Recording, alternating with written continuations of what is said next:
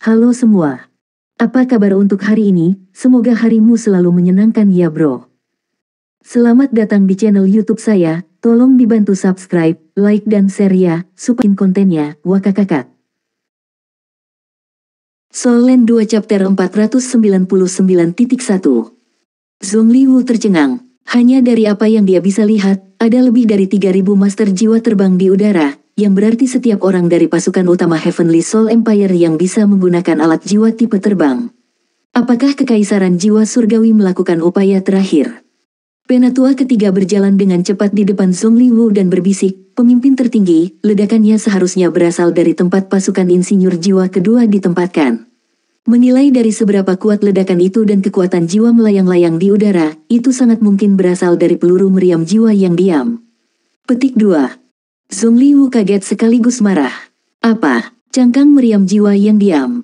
Bukankah Sun Moon Empire satu-satunya yang memiliki hal-hal yang sama mengerikannya dengan itu? Bagaimana Kekaisaran Jiwa Surgawi memiliki salah satunya? Bahkan jika mereka melakukannya, bagaimana mereka menembaknya ke kamp kami? Apa yang terjadi dengan alat jiwa pengintai kita? Petik 2. Tentu saja, tidak ada penguasa roh jahat di sebelahnya yang bisa menjawab pertanyaannya. Huo Yuhao berdiri di antara tuan-tuan roh jahat lainnya seperti Nangong Wan, tetapi perhatiannya terpusat sepenuhnya pada Tang Ya. Dia sedang menunggu kesempatan, dan kesempatan ini perlahan terbentuk setelah ledakan besar, yang, bersama dengan serangan Kekaisaran Jiwa Surgawi, tampak seperti serangan habis-habisan telah dimulai. Reaksi Kekaisaran Sun Moon cepat. Meskipun ledakan itu membuat semua orang lengah, seluruh kamp mulai bergerak bahkan ketika badai logam menimbulkan kekacauan. Perintah diberikan satu demi satu, dan Lin Hai, yang merupakan marsal, sudah memasuki tenda komando dan memimpin pasukannya. Keempat front alat jiwa lainnya tidak terpengaruh oleh gempa susulan atau riak. Mereka mengaktifkan formasi pertahanan terkait mereka, dan mereka juga mulai mengisi alat jiwa ofensif terkait mereka untuk mempersiapkan pertempuran. Kembali ketika Kekaisaran Sun Moon membangun markas mereka di tempat ini, mereka telah dipersiapkan untuk pertempuran yang panjang dan berlarut-larut. Mereka telah berkemah beberapa lusin kilometer dari kota roh surgawi. Hanya ada beberapa peluru meriam jiwa stasioner khusus yang bisa mencapai sejauh itu. Oleh karena itu, bahkan formasi ofensif mereka yang terhubung tidak dapat melintasi jarak itu. Mereka harus menunggu individu kuat Kekaisaran Jiwa Surgawi datang dalam jangkauan sebelum mereka bisa membalas. Seorang utusan dengan cepat berlari dan mengumumkan, "Tutor Kekaisaran, Komandan Lin Hai mengundang Anda untuk membahas hal-hal di tenda komandan." Zhongli Wu mengangguk dan berkata, "Tolong ikuti saya, Bakti. Semua orang akan tetap di sini. Jangan pergi kecuali benar-benar diperlukan." Petik 2. Iya, kelompok Tuan Roh Jahat membungkuk dalam pengakuan. Zhongli Wu membawa 6 konsekrasi, termasuk Scorpion Tiger Douluo, dan berjalan cepat menuju tenda komando. Semua penguasa roh jahat lainnya tetap tertinggal, termasuk Tang Ya. Huo Yuhao menghela nafas lega ketika melihat Zhongli Wu tidak membawa Tang Ya pergi. Dia bisa melihat kesempatannya datang. Ada lebih dari 30 penguasa jiwa jahat yang tersisa. Ada 4 Douluo berjudul dalam grup ini, termasuk Huo Yuhao, yang menyamar sebagai Masquerade Douluo, Nangong Wan, Penatua ketiga, dan Penatua keempat. Itu berarti musuh mereka yang sebenarnya hanyalah Penatua ketiga dan keempat. Tang Ya mungkin yang terkuat dari tuan-tuan roh jahat lainnya. Meskipun ada beberapa Soul Douluo, jumlahnya sedikit. Teriakan perang yang memekakkan telinga dapat terdengar di langit di atas Heavenly Spirit City, seperti tidak ada banyak penguasa jiwa yang bergerak di langit.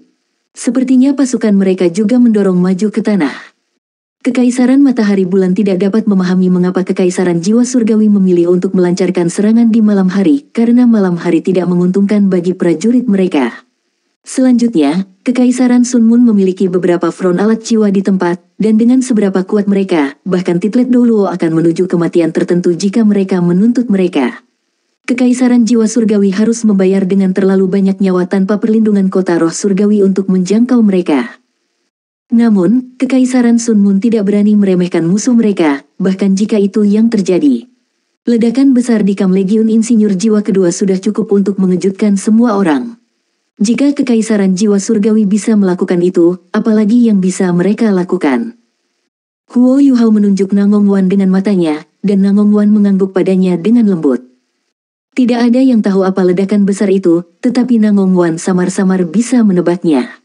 Satu-satunya hal yang tidak dia mengerti adalah bagaimana tepatnya Huo Yuhao berhasil menempatkan peluru meriam jiwa yang tidak bergerak ke dalam kam Legiun Insinyur Jiwa kedua. Seutas kekuatan spiritual melayang ke Huo Yuhao dan terintegrasi ke dalam tubuh ini.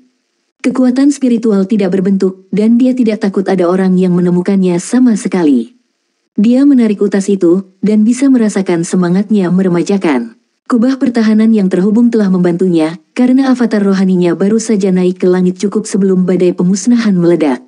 Guo Nu telah memerintahkan aktivasi kubah pertahanan yang terkait, yang memblokir ledakan pertama ledakan, dan memberi avatar spiritual Huo Yuhao kesempatan untuk melarikan diri dan kembali. Kakak kedua, biarkan aku kembali dan mendapatkan sesuatu. Saya akan segera kembali, kata Huo Yuhao kepada Nangong Wan. Nangong Wan mengangguk dan berkata, pergilah, kembali sesegera mungkin. Ya, Huo Yuhao mengakui sebelum dia menuju tendanya sendiri. Keempat sesepuh mengambil alih kelompok ini. Meskipun Zhong Liwu baru saja memerintahkan mereka untuk tetap di sini, dia tidak mengatakan bahwa mereka benar-benar tidak bisa pergi. Maskuret Douluo adalah penatua, jadi tidak ada yang menghentikannya. Hubungan antara penatua berbeda dari hubungan antara konsekrasi. Ada tuan-tuan roh jahat di antara konsekrasi, dan tuan-tuan jiwa asing yang kuat. Meskipun mereka memiliki status yang sangat tinggi, hubungan mereka satu sama lain tidak intim sama sekali. Para sesepuh berbeda, karena mereka hampir tumbuh bersama di Gereja Roh Kudus, dan telah bersama selama beberapa dekade sekarang, beberapa bahkan lebih dari 1 abad. Mereka memiliki hubungan yang baik satu sama lain. Maskuret Douluo tidak cukup masuk ke dalam kelompok, tetapi dia masih cukup ramah dengan sesepuh lainnya. Karena itu, penatua ketiga dan penatua keempat tidak berbicara menentangnya. Huo Yuhao dengan cepat bergerak menuju tendanya, dan kembali dalam sekejap mata. Nangong Wan meliriknya dan mengangguk dengan lembut, tetapi tidak ada yang memperhatikan mereka. Tentara Kekaisaran Sun Moon sepenuhnya dimobilisasi.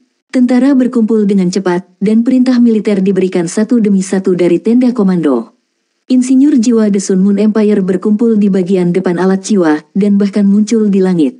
Meskipun jumlah mereka jauh lebih sedikit dibandingkan dengan Heavenly Soul Empire, semua orang tahu bahwa insinyur jiwa memiliki keuntungan besar di medan perang melawan penguasa jiwa. Mereka adalah seluruh tubuh dengan alat jiwa mereka yang terhubung. Ledakan yang disebabkan oleh badai pemusnahan mulai surut dan menetap. Ledakan yang mengerikan telah menelan hampir seperempat dari kam utama Kekaisaran Sun Moon. Meskipun hanya daerah-daerah di dekat pusat ledakan telah mengalami kerugian besar, ledakan itu membawa kekacauan dan kepanikan bagi seluruh pasukan. Tenda komando harus mengarahkan dan mempersiapkan pasukan mereka untuk bertahan melawan musuh-musuh mereka, dan mereka juga harus menghibur tentara mereka dan merawat yang terluka pada saat yang sama. Seluruh perkemahan Sun Moon Empire tampak berantakan. Penatua ketiga mengerutkan kening dan bertanya-tanya, itu aneh. Mengapa peluru meriam jiwa yang diam meledak di kemah kita sendiri? Mungkinkah itu kecelakaan? Tanya penatua keempat. Penatua ketiga menggelengkan kepalanya dan meliriknya dengan jijik. Kamu sangat bodoh. Legiun Insinyur Jiwa kedua bahkan tidak memiliki shell meriam jiwa stasioner dengan status mereka, jadi bagaimana mungkin itu dipicu secara tidak sengaja? Bahkan Legiun Insinyur Jiwa peringkat binatang memiliki paling banyak, dan mereka berada di bawah perlindungan ketat. Kami bahkan tidak memiliki satu pun di kam tentara kami karena 2 Legiun Insinyur Jiwa peringkat binatang menggunakan stok mereka dalam perang sebelum ini. Petik 2. Lalu apa yang terjadi? Tanya penatua keempat, bingung. Mungkinkah mata-mata menyelinap ke kam kami meskipun kami memiliki pertahanan yang ketat? Setidaknya, saya yakin tidak ada yang memiliki kemampuan itu. Petik 2. Nangong Wan memotong dengan tepat dan berkata, dulu ketika 7 tua dan aku berkeliling kekaisaran jiwa surgawi, kami menemukan bahwa orang-orang Akademi Shrek telah muncul. Mungkinkah ini mereka? Tampaknya kita telah mengalami kerugian yang sangat besar kali ini, dan pasukan insinyur jiwa telah menghilang begitu saja. Kami bahkan tidak berbicara tentang berapa banyak tentara normal yang telah hilang. Petik 2. Penatua ketiga mengerutkan kening lebih erat dan berkata, ya.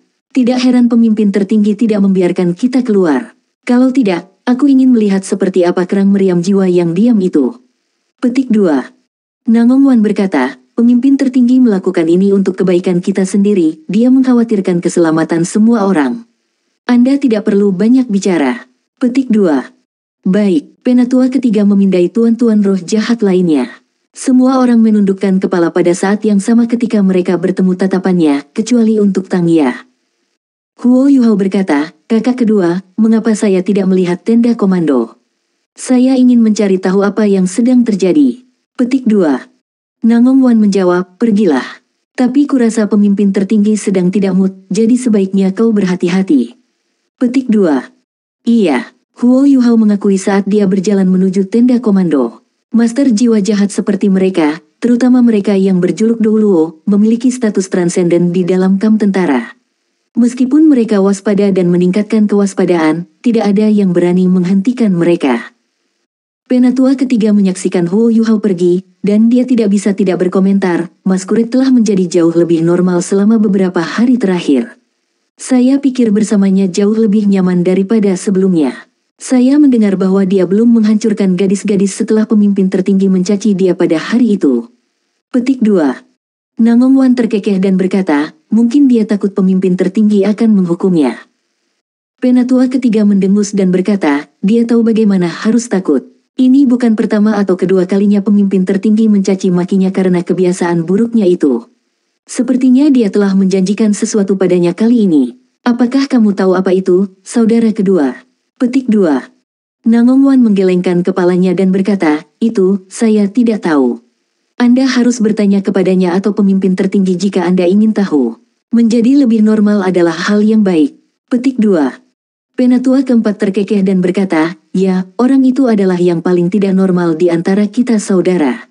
Dia selalu hidup di dunianya sendiri, jadi menjadi lebih normal adalah hal yang baik. Kita bisa melakukan apa saja jika kita saudara bersatu. Petik 2. Saat dia berbicara dengan geli, penatua ketiga tiba-tiba mengerutkan kening dan berkomentar, mengapa saya merasa agak dingin? Apakah cuacanya juga berubah? Petik 2. Solen 2 chapter 499.2. Nangong Wan menatapnya dengan ragu dan berkata, apakah kamu mulai tua? Bagaimana perasaanmu dingin? Kenapa aku tidak merasa kedinginan? Petik 2. Ledakan. Tidak ada peringatan sama sekali ketika tubuh Nangong Wan tiba-tiba membeku, dan dia diledakkan ke depan seperti bola meriam. Dia menabrak 4 atau 5 tuan roh jahat yang relatif lebih lemah ketika dia terbang dan mengirim mereka terbang. Masing-masing dari mereka menangis kesakitan saat darah memuntahkan dari mulut mereka. Tubuh mereka semua terpelintir akibat tabrakan, dan mereka sepertinya tidak bisa hidup melalui itu. Saudara kedua, baik elder ketiga dan elder keempat tercengang. Perubahan terjadi terlalu tiba-tiba. Bayangan hijau buram muncul hampir secara instan di samping penatua ketiga, dan aura yang sangat tajam turun padanya. Penatua ketiga terkejut, tertangkap basah.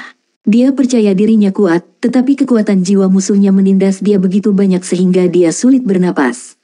Dia bertepuk tangan tanpa sadar saat dia mengaktifkan penghalang jiwa pelindung kelas 9 dan Invincible Barrier pada saat yang sama. Ledakan hebat bisa terdengar saat pelindung jiwa kelas 9-nya terkoyak. Cahaya keemasan berkedip terus-menerus pada Invincible Barrier-nya, dan sepertinya itu pecah berantakan. Masalah terbesar Invadable Barrier adalah bahwa ia hanya bisa dibuat di kelas 7. Itu lebih cocok untuk master jiwa yang relatif lebih lemah, dan itu paling efektif pada standar itu. Namun, itu jauh kurang efektif untuk dan melawan Titlet Douluo. Bayangan hijau berangsur-angsur terwujud, itu adalah lagu Penatua. Penatua Song menerobos pertahanan eksternal penatua ketiga dengan satu serangan. Serangannya kilat cepat karena bayangan hijau yang tak terhitung jumlahnya menelannya. Api keemasan menyilaukan menerangi langit di sisi lain. Panggilan Phoenix booming yang dalam terdengar saat elder keempat diselimuti oleh api yang bercahaya. Netherworld Sword-nya terbang ke atas dan ke bawah, tetapi dia hampir tidak bisa bertahan karena dia dipukuli terus-menerus. Siluet muncul pada saat yang sama di sekitar mereka, dan mereka dengan cepat melancarkan serangan terhadap tuan-tuan roh jahat, yang begitu terkejut sehingga mereka membeku secara naluriah. Orang-orang ini muncul terlalu tiba-tiba. 6 atau 7 tuan roh jahat terluka parah akibat serangan mereka begitu mereka muncul, dan selain Nangong Wan, yang dikirim terbang pergi, sepertiga dari kekuatan tuan roh jahat dicukur habis. Akademi Shrek adalah orang yang bertanggung jawab atas serangan mendadak ini. Menurut rencana Huo Yuhao, pertempuran ini harus dilawan dan diakhiri secepat mungkin. Huo Yuhao mengawal teman-temannya ketika dia kembali ke tendanya sebelum ini. Pemimpin tertinggi Gereja Roh Kudus memimpin 6 konsekrasi ke tenda komando, jadi kekuatan keseluruhan tuan roh jahat ini jauh lebih lemah. Bagaimana mungkin Huo Yuhao melepaskan kesempatan seperti itu? Serangan Heavenly Soul Empire hanya tipuan. Mereka tidak berniat bentrok langsung dengan benteng jiwa Sun Moon Empire, dan serangan mereka terjadi pada waktu yang telah mereka sepakati. Untuk memastikan bahwa semuanya akan sempurna, Huo Yuhao memberitahu Putri Weina bahwa ada 2 poin kunci untuk operasi malam ini. Pertama, mereka harus menyetujui suatu waktu, dan kedua, Kekaisaran Jiwa Surgawi harus menunggu sampai Kekaisaran Sun Moon berada dalam kekacauan dan berantakan dari ledakan. Kekaisaran Jiwa Surgawi hanya untuk meluncurkan serangan tipuan mereka ketika kedua hal terjadi. Jika ledakan itu tidak terjadi, maka tipuan itu harus dibatalkan. Rencana itu lebih sukses daripada yang mereka harapkan. Kekaisaran Jiwa Surgawi sangat gembira ketika mereka melihat ledakan yang kuat terjadi di kamp Kekaisaran Sun Moon, dan beberapa perwira senior bahkan percaya bahwa Kekaisaran Jiwa Surgawi harus mengambil kesempatan ini untuk meluncurkan serangan habis-habisan. Namun, ide ini ditolak oleh atasan lainnya, dengan Weina di pucuk pimpinan. Kekaisaran Jiwa Surgawi tidak akan melancarkan serangan seperti itu kecuali mereka memiliki kepercayaan mutlak karena mereka tidak mampu mempertahankan kerugian. Tentara di luar kota roh surgawi adalah yang terakhir dari apa yang bisa dikerahkan Kekaisaran Jiwa Surgawi, dan jika mereka kehilangan kekuatan ini, maka Kekaisaran Jiwa Surgawi tidak akan bisa pulih. Huo Yuhao menggunakan imitation untuk membawa semua orang keluar dari tendanya, dan dengan perlindungan dari imitation dan kekuatan spiritualnya yang hebat, bahkan tidak berkuasa Titlet Douluo seperti Penatua ketiga dan Penatua keempat menyadari apa yang terjadi. Tentu saja, agar itu terjadi, Nangong Wan harus melakukan apa yang perlu dia lakukan. Dia diam-diam melepaskan kekuatan jiwanya ketika mereka bercakap-cakap dan menciptakan penghalang di belakang mereka, dan berusaha semaksimal mungkin untuk memblokir perasaan mereka tentang lingkungan mereka, memungkinkan Akademi Shrek untuk menyergap mereka seperti itu ketika mereka bergerak. Apa yang sedang dilakukan Huo Yuhao? Dia punya tugas penting. Banyak pejabat senior Kekaisaran Sun Moon dan beberapa individu Gereja Roh Kudus yang paling kuat berkumpul di tenda komando, yang pertempuran mereka terjadi tidak jauh dari sana. Rencana mereka harus ditinggalkan sebelum waktunya jika pemimpin tertinggi datang untuk menyelamatkan teman-temannya, jika dia menyadari ada sesuatu yang salah. Selanjutnya, hidup mereka akan dalam bahaya. Oleh karena itu, Huo Yuhao pergi ke tenda komando untuk menempatkan penghalang spiritual di luarnya, dan memotong undulasi kekuatan jiwa dan suara dari dunia luar. Bahkan Penatua Song dan Yan Shaoze akan kesulitan melakukan ini, karena mereka harus menyelesaikan tugas itu dengan kekuatan jiwa, dan gelombang kekuatan jiwa terlalu mudah ditemukan. Huo Yuhao dapat mengandalkan kekuatan spiritualnya yang tangguh, dan dengan imitasi, domain interferensi spiritualnya, dan kontrolnya yang sangat kuat atas kekuatan spiritualnya, menyelesaikan tugas ini jauh lebih mudah. Huo Yuhao tampaknya pergi dengan tenang dan santai, tapi dia sudah menggunakan kekuatan penuhnya. Dia telah meninggalkan avatar spiritual tersembunyi di medan perang, dan menggunakan imitasi melalui avatar spiritualnya untuk menyembunyikan semua orang dari Shrek. Di sisi lain, ia telah mencoba yang terbaik untuk membentuk penghalang spiritual terkuat yang dapat ia bayangkan sehingga ia dapat sepenuhnya memisahkan tenda komandan dari dunia luar, supaya Zhong Liwu tidak akan menemukan apa yang terjadi di sini.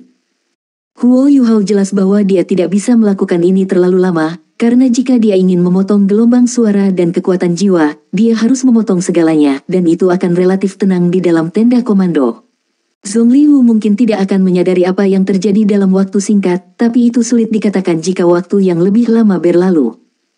Penatua ketiga dan Penatua keempat ditekan dalam sekejap ketika Shrek meluncurkan serangan habis-habisan. Lagi pula, mereka menghadapi dua Douluo Transcendent, dan itu terutama benar ketika Penatua Song adalah Douluo Transcendent peringkat 97. Tidak sulit membayangkan kekuatan bertarungnya dengan kecepatannya yang luar biasa. Tetapi tuan-tuan roh jahat memang memiliki keuntungan yang cukup dibandingkan dengan tuan-tuan jiwa lainnya dengan peringkat yang sama. Penatua ketiga dan Penatua keempat tidak sepenuhnya terlindas meskipun mereka berada pada posisi yang sangat tidak menguntungkan. Sebuah penghalang yang menyerupai jaring petir muncul di sekitar Penatua ketiga dan memblokir serangan tanpa henti dari Penatua Song. Itu adalah alat jiwa yang dia gunakan untuk melindungi dirinya sendiri. Judul The Third Elder adalah Dark Lightning, The Dark Lightning Douluo, dan dia adalah seorang insinyur jiwa pada saat yang sama. Dia telah menyatukan jiwa bela dirinya dengan alat jiwa yang telah dia ciptakan sendiri, dan memiliki seperangkat kemampuan bertarung yang unik. Dia memperkuat kekuatan keterampilan jiwanya dengan alat jiwa, dan semua serangannya memiliki kekuatan Dark Lightning. Petir gelap ini memiliki elemen petir yang tangguh bersama dengan seutas benang kejahatan yang hanya bisa diserap dari tumpukan orang mati. Kekuatan Penatua ketiga menjadi lebih kuat ketika ada lebih banyak orang mati di sekitar. Badai pemusnahan baru saja membunuh banyak insinyur jiwa dan tentara dalam ledakan itu, dan semua aura gelap dan jahat itu tidak jauh dari tempat ini. Penatua ketiga bisa menyalurkan sebagian dari itu, dan dia menggunakan kekuatan penuhnya saat dia melepaskan Dark Lightning-nya dan melepaskan segala macam alat jiwa pelindung. Hanya saat itulah dia nyaris tidak dapat melindungi hidupnya di bawah serangan Penatua yang cepat dan ganas. Tetapi Penatua ketiga merasa sangat pahit. Tidak butuh waktu lama sebelum Penatua Song merusak satu dari 3 alat jiwanya yang terkuat, sementara 2 alat lainnya juga memiliki masalah untuk berbagai tingkat di bawah serangan hebat Penatua Song. Kerugian ini sendiri membuatnya sakit hati. Situasi Elder keempat bahkan lebih buruk daripada Elder ketiga. Gelar keempat tetua adalah Netherworld Douluo, dan jiwa bela dirinya adalah Netherworld Sword. Saat itu, dia telah bekerja sama dengan Penatua ketiga dan memaksa Huo Yuhao untuk membakar laut rohaninya untuk melarikan diri. Tapi dia sekarang menghadapi Dekan Departemen Jiwa Bela Diri Akademi Shrek, murid tertua Kaisar Naga Douluo Muen, dan pewaris selanjutnya di Paviliun Dewa Laut. Yan Shaoze berada satu peringkat di bawah Penatua Song dalam hal kultivasi, tetapi potensinya jauh lebih besar. Saat itu, Muen memiliki harapan bahwa dia bisa menjadi Douluo utama, karena hanya Ultimate Douluo yang layak menjadi master dari Paviliun Dewa Laut. Jiwa bela diri Yan Shaoze, Radiant Phoenix, memberinya gelar Radiant Phoenix Douluo. Radiant Phoenix-nya adalah perpaduan antara cahaya dan api, seperti naga suci Bei Bei yang merupakan perpaduan antara cahaya dan kilat. Meskipun dia tidak memiliki jiwa bela diri ultimate murni, kombinasi elemen cahaya dan api adalah lawan yang fantastis untuk kemampuan Netherworld Douluo. Ada jarak yang sangat besar antara budidaya mereka pada saat yang sama. Netherworld Douluo sudah berdarah di seluruh wajahnya, dan dia menderita luka yang relatif parah saat dia berjuang untuk hidupnya. Dia tidak ragu-ragu untuk membakar kekuatan jiwanya, dan dia menyalurkan inti jiwanya ke tingkat setinggi mungkin sebelum dia bahkan bisa membela diri terhadap serangan Yan Shaoze. Namun, bahkan jika dia bisa tetap hidup pada akhirnya, dia akan sangat terluka sehingga kultivasinya mungkin akan mengalami kemunduran. Akademi Shrek telah mendapatkan keuntungan absolut dalam 2 pertempuran ini, sementara pertempuran lainnya tidak dianggap terlalu sulit. Alasan untuk itu adalah karena Shrek memiliki, selain 2 Transcendent Douluo, seekor binatang buas. Raja Beruang Es, bayi kecil, adalah yang terakhir untuk bergerak karena dia membutuhkan waktu untuk mengisi serangannya. Ketika dia berjalan keluar dari imitasi Huo Yuhao, badai salju yang hebat melolong dan mendatangkan malapetaka. Di bawah kendalinya yang disengaja, badai salju hanya dipertahankan di sekitar tuan-tuan roh jahat dan melaju ke arah mereka. Saat itu, dia telah membawa blizzardnya turun dari langit dan menahan seluruh Fire Phoenix Soul Engineer Legion. Dia sekarang melepaskannya dari tanah, dan kekuatannya jauh lebih menakutkan. Namun, Huo Yuhao takut badai salju itu akan terlalu kuat, dan pemimpin tertinggi Gereja Roh Kudus akan terkejut. Oleh karena itu, dia telah meminta Little Bai untuk mengurangi kekuatan badai saljunya. Kalau tidak, badai salju akan lebih menakutkan. Bai kecil hampir menindas tuan roh jahat lainnya sendirian. Kesenjangan dalam kultivasi mereka dan kekuatan Ultimate Ace yang menakutkan berarti bahwa para penguasa jiwa jahat, yang hanya Soul Douluo yang terbaik, hanya bisa berjuang untuk melindungi hidup mereka. Soul Land 2 Chapter 499.3 Tim Shrek Academy muncul terlalu tiba-tiba. Para penguasa jiwa jahat tidak berharap, bahkan dalam mimpi terliar mereka, bahwa begitu banyak musuh akan muncul di area inti kamp Kekaisaran Sun Moon, dan bahwa musuh mereka akan sangat kuat. Mereka tertangkap basah saat bepergian. Tang Ya mungkin yang paling tenang dari semua tuan roh jahat. Dia bereaksi segera setelah Nangong Wan dikirim pergi. Cahaya biru gelap berkedip di tubuhnya dan 8 cincin jiwa dengan cepat muncul di sekitarnya. Dia sebenarnya memiliki 7 cincin hitam dan 1 cincin merah. Tidak ada yang tahu bagaimana Gereja Roh Kudus telah membantu cincin jiwanya berevolusi seperti itu. Dark Blue Silver merambat segera meledak di udara satu demi satu saat mereka melecut menuju Penatua Song dalam upaya untuk membantu Penatua ketiga berurusan dengannya. Tetapi seberapa kuatkah lagu Penatua? Green Shadow Godly Eagle-nya adalah tipe angin, dan Dark Blue Silver Finesse Tang Ya diiris potong oleh bilah angin tak berbentuk sebelum mereka datang terlalu dekat dengannya. Tang Ya tidak mungkin menyakitinya bahkan jika Penatua Song tidak menargetkannya. Sama seperti Tangya hendak melepaskan keterampilan jiwanya yang paling kuat, dia tiba-tiba melihat seseorang muncul di depannya.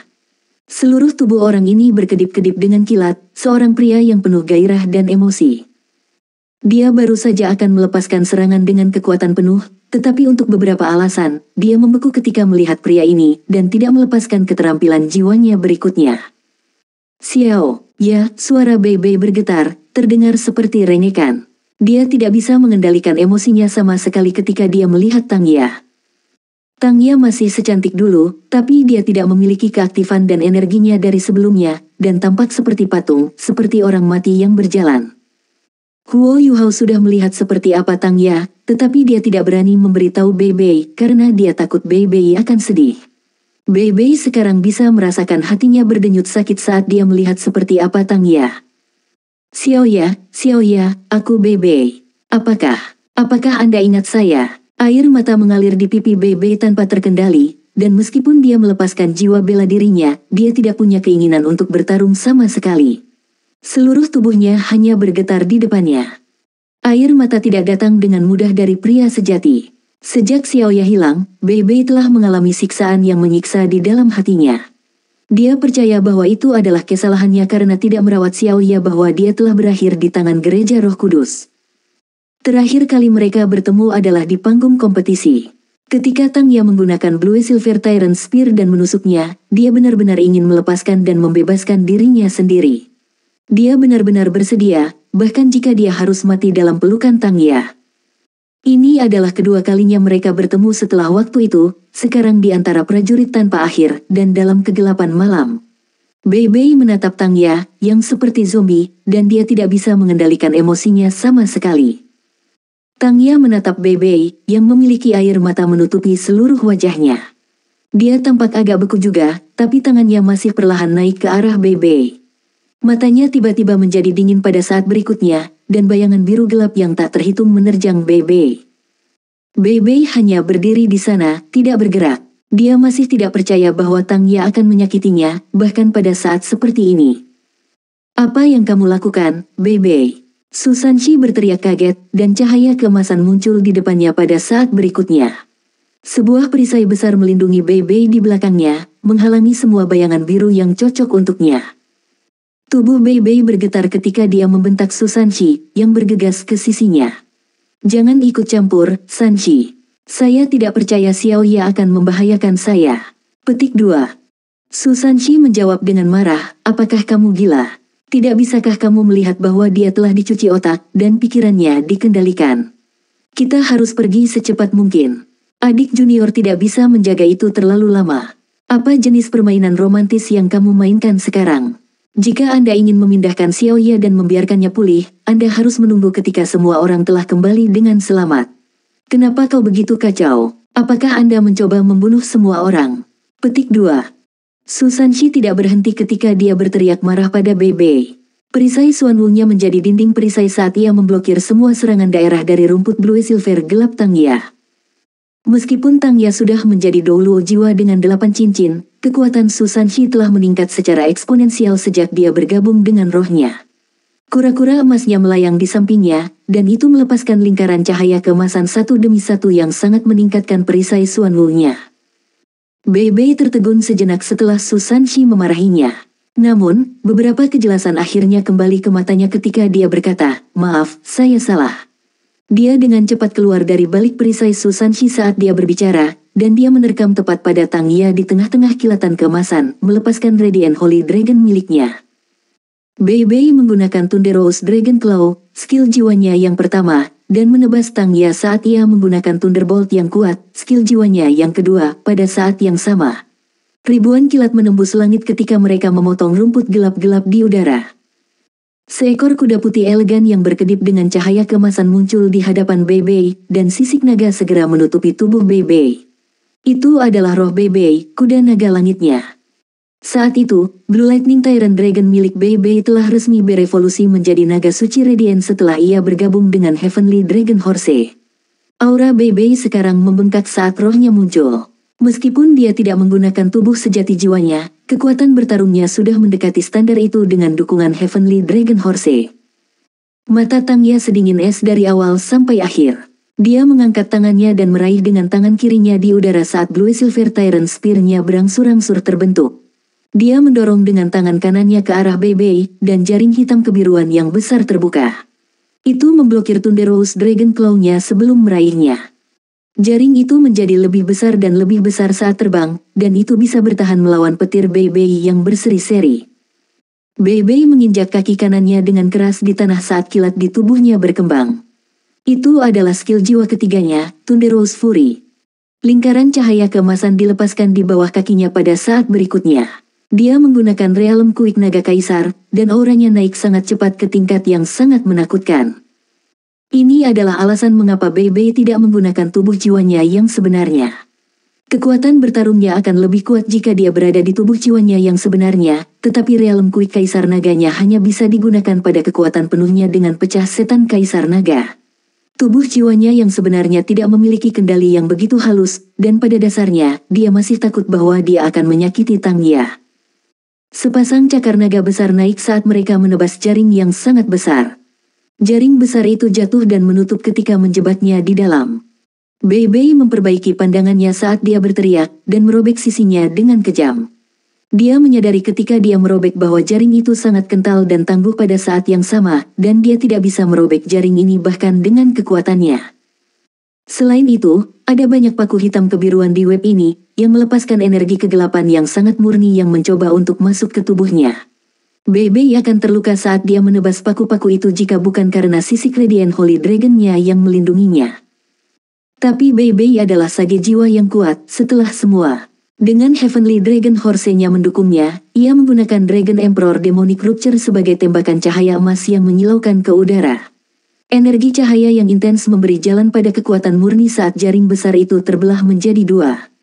Saat dia melemparkan kedua potongan itu, mereka dilemparkan ke arah dua tuan roh jahat di kejauhan.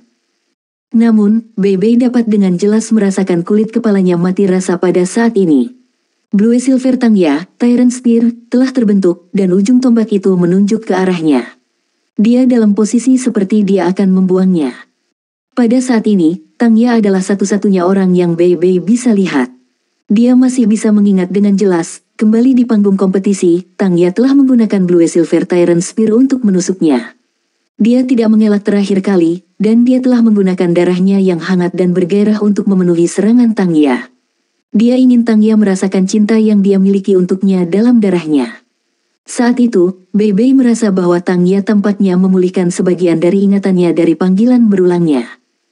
Mereka hampir berada dalam situasi yang persis sama pada saat ini. Banyak emosi muncul di pikiran Bebe saat dia menghadapi Blue Silver Tyrant Spear sekali lagi. Tangya mencengkeram Blue Silver-nya Tyrant Spear ketika dia menatap pria yang baru saja membelah spiderweb dindingnya. Dia tampak tertegun sejenak, dan matanya yang sedingin es mengalir dengan sedikit keraguan. Susanshi tiba di samping Bebe dengan satu langkah. Dia tidak takut pada Blue Silver-nya Tyrant Spear, dan perisai Xuanwu-nya sudah siap. Sanshi, Bebe tiba-tiba menggeram. Apa? Susanshi berbalik padanya. Bebe menatapnya dalam-dalam dan berkata, serahkan ini padaku. Percayalah kepadaku. Susanshi bergetar ketika dia berkata dengan sungguh-sungguh, Bebe. Bebe menurunkan suaranya. Percayalah kepadaku. Susanshi menarik napas dalam-dalam. Dia memegang perisai Xuanwu emasnya saat dia melangkah mundur. Namun, dia tidak meninggalkan pertempuran. Raja beruang es, bayi kecil, mengendalikan seluruh medan perang. Prajurit Shrek Academy memiliki keunggulan mutlak meskipun jumlah mereka sedikit. Yang paling menakutkan dari Sekte Tang adalah Ji Juechen dan Ye Guyi. Pedang penghakiman Ji Juechen melepaskan niat pedang yang tangguh, dan setiap ayunan pedangnya adalah mimpi buruk bagi tuan-tuan jiwa jahat itu. Situasi Ye Guyi bahkan lebih baik. Jiwa bela dirinya adalah malaikat suci, sedangkan tipenya tidak ringan. Sebaliknya, jiwa bela dirinya adalah jiwa bela diri tipe suci. Auranya akan diperkuat setiap kali dia membunuh guru jiwa jahat, dan di sini, dia segera melampaui kekuatan sage jiwa yang normal. Jiwa bela diri Ye Guyi adalah salah satu yang terkuat dalam seluruh Tang Sekte.